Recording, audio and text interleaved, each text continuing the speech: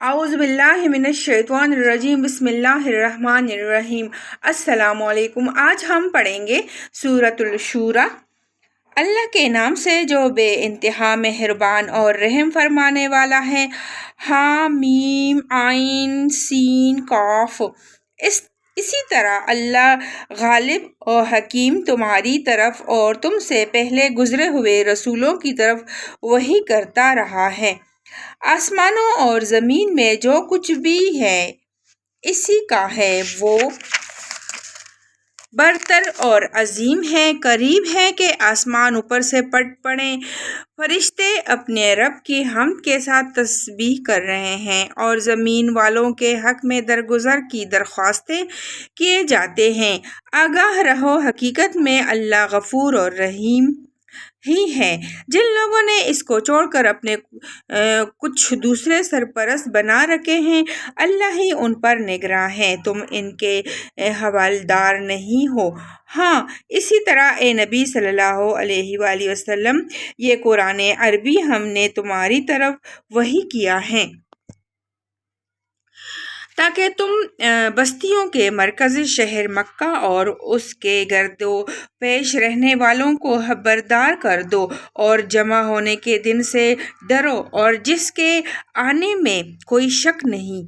ایک گروہ کو جنت میں جانا ہے اور دوسرے گروہ کو دوزخ میں۔ اگر اللہ چاہتا تو ان سب کو ایک ہی امت بنا دیتا، مگر وہ جسے چاہتا ہے اپنی رحمت میں داخل کرتا ہے، اور ظالموں کا نہ کوئی ولی ہے نہ مددگار۔ کیا یہ ایسے نادان ہیں کہ انہوں نے اسے چھوڑ کر دوسرے ولی بنا رکھے ہیں؟ ولی تو اللہ ہی ہے، وہی مردوں کو زندہ کرتا ہے اور وہ ہر چیز پر قادر ہے۔ تمہارے درمیان جس معاملے میں بھی اختلاف ہو، اس کا فیصلہ کرنا اللہ کا کام ہے، وہی اللہ میرا رب ہے، اسی پر میں نے بھروسہ کیا اور اسی کی طرف میں رجوع کرتا ہوں۔ آسمانوں اور زمین کا بنانے والا، جس نے تمہاری اپنی جنس سے تمہارے لیے جوڑے پیدا کیے، اور اسی طرح جانوروں میں بھی انہی کے ہم جنس جوڑے بنائے،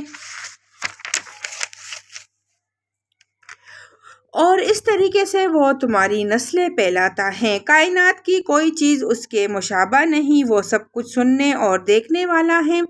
آسمانوں اور زمین کے خزانوں کی کنجیاں اسی کے پاس ہے، جسے چاہتا ہے کھلا رزق دیتا ہے اور جسے چاہتا ہے ناپا تولا دیتا ہے۔ اسے ہر چیز کا علم ہے۔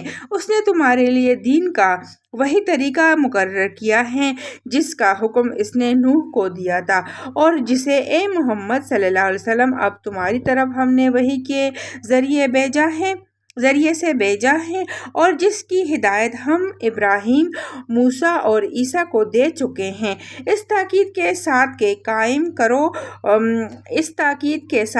قائم کرو اس دین کو اور اس میں متفرق نہ ہو جاؤ۔ یہی بات ان مشرکین کو سخت ناگوار ہوئی ہے جس کی طرف اے محمد صلی اللہ علیہ وسلم تم انہیں دعوت دے رہے ہو۔ اللہ جسے چاہتا ہے اپنا کر لیتا ہے، اور وہ اپنی طرف آنے کا راستہ اسی کو دکھاتا ہے جو اس کی طرف رجوع کرے۔ لوگوں میں جو تفرقہ رونما ہوا، وہ اس کے بعد ہوا کہ ان کے پاس علم آ چکا تھا، اور اس بنا پر ہوا کہ وہ آپس میں ایک دوسرے پر زیادتی کرنا چاہتے تھے۔ اگر تیرا رب پہلے ہی یہ نہ فرما چکا ہوتا کہ ایک وقت مقرر تک فیصلہ ملتوی رکھا جائے گا تو ان کا قضیہ چکا دیا گیا ہوتا، اور حقیقت یہ ہے کہ اگلوں کے بعد جو لوگ کتاب کے وارث بنائے گئے، وہ اس کی طرف سے بڑے اضطراب انگیز شک میں پڑے ہوئے ہیں۔ چونکہ یہ حالت پیدا ہو چکی ہے، اس لیے اے محمد صلی اللہ علیہ وآلہ وسلم اب تم اسی دین کی طرف دعوت دو، اور جس طرح تمہیں حکم دیا گیا ہے اسی پر مضبوطی کے ساتھ قائم ہو جاؤ، اور ان لوگوں کی خواہشات کا اتباع نہ کرو اور ان سے کہہ دو کہ اللہ نے جو کتاب بھی نازل کی ہے میں اس پر ایمان لایا، مجھے حکم دیا گیا ہے کہ میں تمہارے درمیان انصاف کروں، اللہ ہی ہمارا رب ہے اور تمہارا رب بھی، ہمارے اعمال ہمارے لیے ہیں اور تمہارے اعمال تمہارے لیے، ہمارے اور تمہارے درمیان کوئی جھگڑا نہیں، اللہ ایک روز ہم سب کو جمع کرے گا اور اسی کی طرف سب کو جانا ہے۔ اللہ کی دعوت پر لبیک کہے جانے کے بعد جو لوگ لبیک کہنے والوں سے اللہ کے معاملے میں جھگڑے کرتے ہیں ان کی حجت بازی ان کے رب کے نزدیک باطل ہے اور ان پر اس کا غضب ہے اور ان کے لیے سخت عذاب ہے۔ وہ اللہ ہی ہے جس نے حق کے ساتھ یہ کتاب اور میزان نازل کی ہے، اور تمہیں کیا خبر شاید کہ فیصلے کی گھڑی قریب ہی آ لگی ہو۔ جو لوگ اس کے آنے پر ایمان نہیں رکھتے وہ تو اس کے لیے جلدی مچاتے ہیں، مگر جو اس پر ایمان رکھتے ہیں وہ اس سے ڈرتے ہیں اور جانتے ہیں کہ یقیناً وہ آنے والی ہے۔ خوب سن لو، جو لوگ اس گھڑی کے آنے میں شک ڈالنے والی بحثیں کرتے ہیں وہ گمراہی میں بہت دور نکل گئے ہیں۔ اللہ اپنے بندوں پر بہت مہربان ہے، جسے جو کچھ چاہتا ہے دے دیتا ہے،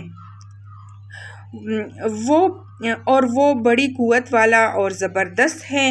جو کوئی آخرت کی کھیتی چاہتا ہے اس کی کھیتی کو ہم بڑھاتے ہیں اور جو دنیا کی کھیتی چاہتا ہے اسے دنیا ہی میں سے دیتے ہیں، مگر آخرت میں اس کا کوئی حصہ نہیں ہے۔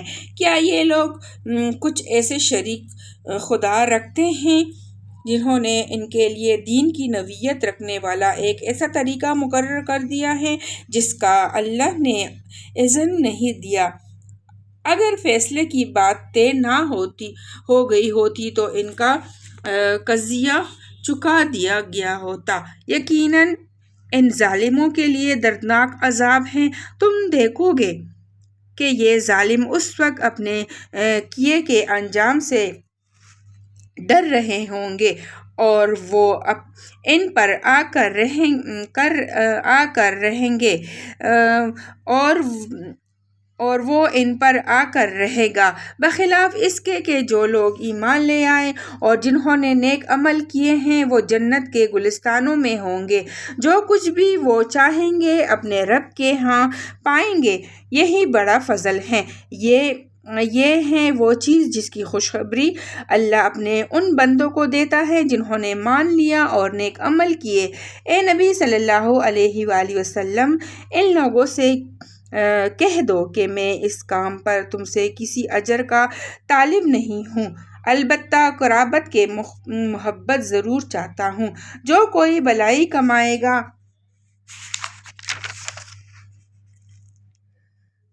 ہم اس کے لیے اس بھلائی میں خوبی کا اضافہ کر دیں گے، بے شک اللہ بڑا درگزر کرنے والا اور قدردان ہے۔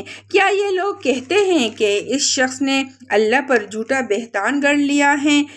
اگر اللہ چاہے تو تمہارے دل پر مہر کر دے، وہ باطل کو مٹا دیتا ہے اور حق کو اپنے فرمانوں سے حق کر دکھاتا ہے۔ وہ سینوں کے چھپے ہوئے راز جانتا ہے، وہی ہے جو اپنے بندوں سے توبہ قبول کرتا ہے اور برائیوں سے درگزر فرماتا ہے۔ حالانکہ تم لوگوں کے سب اعمال کا اسے علم ہے، وہ ایمان لانے والوں اور نیک عمل کرنے والوں کی دعا قبول کرتا ہے اور اپنے فضل سے ان کو اور زیادہ دیتا ہے۔ رہے انکار کرنے والے تو ان کے لیے سخت سزا ہے۔ اگر اللہ اپنے بندوں کو کھلا رزق دے دیتا تو وہ زمین میں سرکشی کا طوفان برپا کر دیتے، مگر وہ اپنے حساب سے جتنا چاہتا ہے نازل کرتا ہے۔ یقیناً وہ اپنے بندوں سے باخبر ہے اور ان پر نگاہ رکھتا ہے۔ وہی ہے جو لوگوں کے مایوس ہو جانے کے بعد مینا برساتا ہے اور اپنی رحمت پھیلا دیتا ہے، اور وہی قابل تعریف ولی ہے۔ اس کی نشانیوں میں سے ہیں یہ اس کی نشانی میں سے ہیں یہ زمین اور آسمانوں کی پیدائش اور یہ جاندار مخلوقات جو اس نے دونوں جگہ پہ لا رکھی ہیں، وہ جب چاہے انہیں اکٹھا کر سکتا ہے۔ تم لوگوں پر جو مصیبت بھی آئی ہیں تمہارے اپنے ہاتھوں کی کمائی سے آئی ہیں، اور بہت سے قصوروں سے وہ ویسے ہی درگزر کر جاتا ہے۔ تم زمین میں اپنے خدا کو عاجز کر دینے والے نہیں ہو، اور اللہ کے مقابلے میں تم کوئی حامی و ناصر نہیں رکھتے۔ اس کی نشانیوں میں سے ہیں یہ جہاز جو سمندر میں پہاڑوں کی طرح نظر آتے ہیں۔ اللہ جب چاہے ہوا کو ساکن کر دے اور یہ سمندر کی پیٹھ پر کڑے کے کڑے رہ جائے۔ اس میں بڑی نشانیاں ہیں ہر اس شخص کے لیے جو کمال درجہ صبر اور شکر کرنے والا ہو، یا ان پر سوار ہونے والوں کے بہت سے گناہوں سے درگزر کرتے ہوئے ان کے چند ہی کرتوتوں کی پاداش میں انہیں ڈبو دے، اور اس وقت ہماری آیات میں جھگڑے کرنے والوں کو پتہ چل جائے کہ ان کے لیے کوئی جائے پناہ نہیں ہے۔ جو کچھ بھی تم لوگوں کو دیا گیا ہے وہ محض دنیا کی چند روزہ زندگی کا سر و سامان ہے، اور جو کچھ اللہ کے ہاں ہے وہ بہتر بھی ہے اور پائیدار بھی، اور ان لوگوں کے لیے ہے جو ایمان لائے ہیں اور اپنے رب پر بھروسہ کرتے ہیں، جو بڑے بڑے گناہوں اور بے حیائی کے کاموں سے پرہیز کرتے ہیں، اور اگر غصہ آ جائے تو درگزر کر جاتے ہیں، جو اپنے رب کا حکم مانتے ہیں، نماز قائم کرتے ہیں، اپنے معاملات آپس کے مشورے سے چلاتے ہیں، ہم نے جو کچھ بھی رزق انہیں دیا ہے اس میں سے خرچ کرتے ہیں، اور جب ان پر زیادتی کی جاتی ہے تو اس کا مقابلہ کرتے ہیں۔ برائی کا بدلہ ویسے ہی برائی ہے، پھر جو کوئی معاف کر دے اور اصلاح کرے اس کا اجر اللہ کے ذمے ہے۔ اللہ ظالموں کو پسند نہیں کرتا، اور جو لوگ ظلم ہونے کے بعد بدلہ لے اور ان کو ملامت نہیں کی جا سکتی۔ ملامت کے مستحق تو وہ ہیں جو دوسروں پر ظلم کرتے ہیں اور زمین میں ناحق زیادتیاں کرتے ہیں، ایسے لوگوں کے لیے دردناک عذاب ہے۔ البتہ جو شخص صبر سے کام لے اور درگزر کرے تو یہ بڑی اولوالعزمی کے کاموں میں سے ہیں۔ جس کو اللہ ہی گمراہی میں پھینک دے اس کا کوئی سنبھالنے والا اللہ کے بعد نہیں ہے۔ تم دیکھو گے کہ یہ ظالم جب عذاب دیکھیں گے تو کہیں گے اب پلٹنے کی بھی کوئی سبیل ہے، اور تم دیکھو گے یہ جہنم کے سامنے جب لائے جائیں گے تو ذلت کے مارے جھکے جا رہے ہوں گے، اور اس کو نظر بچا بچا کر کن انکیوں سے دیکھیں گے۔ اس وقت وہ لوگ جو ایمان لائے تھے کہیں گے کہ واقعی اصل ضیاءکار وہی ہیں جنہوں نے آج قیامت کے دن اپنے آپ کو اور اپنے متعلقین کو خسارے میں ڈال دیا۔ خبردار رہو ظالم لوگ مستقل عذاب میں ہوں گے، اور ان کے کوئی حامی اور سرپرست نہ ہوں گے جو اللہ کے مقابلے میں ان کی مدد کو آئیں۔ جسے اللہ گمراہی میں پھینک دے اس کے لیے بچاؤ کی کوئی سبیل نہیں۔ مان لو اپنے رب کی بات قبل اس کے کہ وہ دن آئے جس کے ٹلنے کی کوئی صورت اللہ کی طرف سے نہیں ہے۔ اس دن تمہارے لیے کوئی جائے پناہ نہ ہوگی اور نہ کوئی تمہارے حال کو بدلنے کی کوشش کرنے والا ہوگا۔ اب اگر یہ لوگ منہ موڑتے ہیں تو اے نبی صلی اللہ علیہ وآلہ وسلم، ہم نے تم کو ان پر نگہبان بنا کر تو نہیں بھیجا، تم پر تو صرف بات پہنچا دینے کی ذمہ داری ہے۔ انسان کا حال یہ ہے کہ جب ہم اسے اپنی رحمت کا مزہ چکھاتے ہیں تو اس پر بھول جاتا ہے اور اگر اس کے اپنے ہاتھوں کا کیا درا کسی مصیبت کی شکل میں اس پر الٹ پڑتا ہے تو سخت ناشکرا بن جاتا ہے۔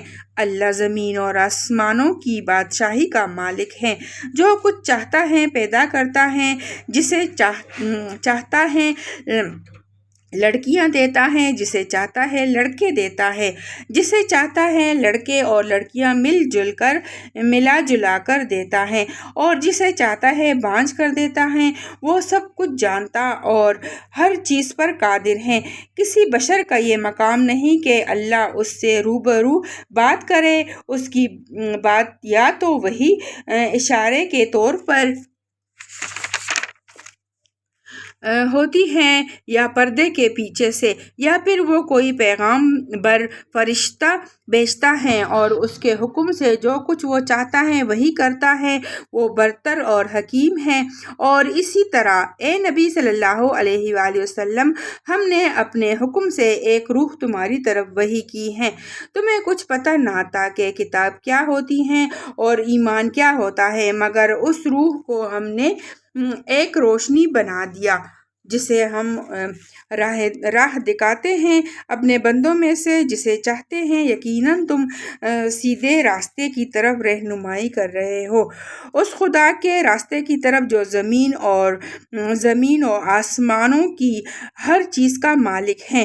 خبردار رہو، سارے معاملات اللہ ہی کی طرف رجوع کرتے ہیں۔ صدق اللہ العظیم۔